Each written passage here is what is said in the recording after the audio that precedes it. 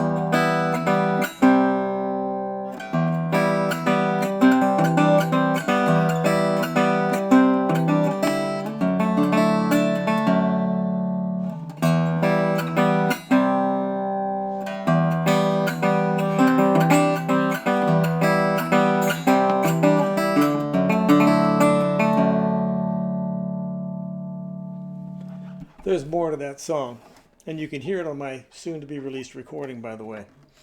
It's called Forgatonia. The song was called Flower in a Crannied Wall. But let me tell you more about this guitar. The Gaylord, as I mentioned, it's an off-brand, and that's their logo. It's a silkscreen print on the headstock.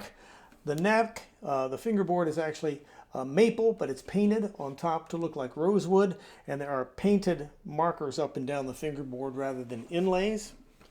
The tuners are original, and they actually play and work very well. The neck is poplar.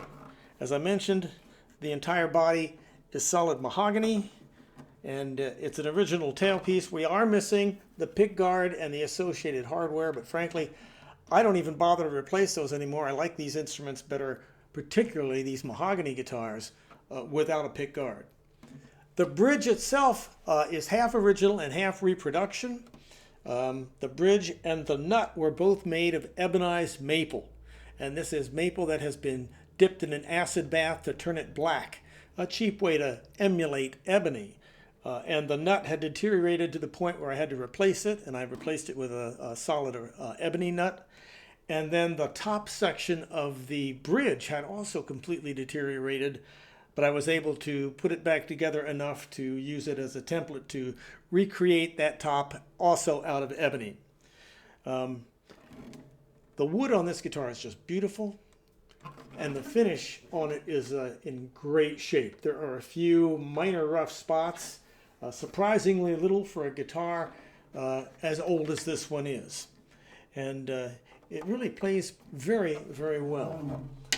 Let me show you a little bit more.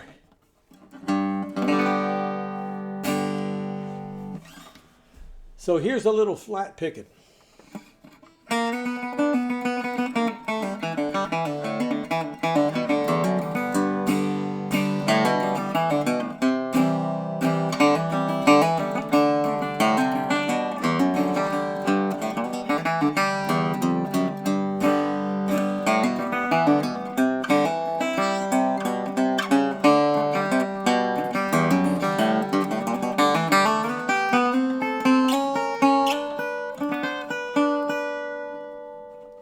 Now it plays clean all the way up the neck. There are no buzzes anywhere.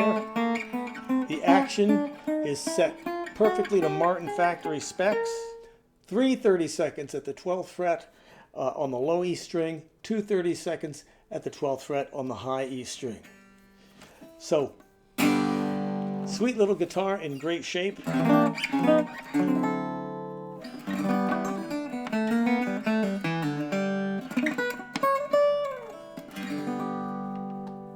It does come with a period soft shell case. That's a cardboard case that probably dates to right around the 30s. It is not original, and it's fairly beat up, but it's good enough to use to store the instrument in, and it's good enough to ship in. If you were to take this guitar out to a gig, you'd want a heavier duty instrument case.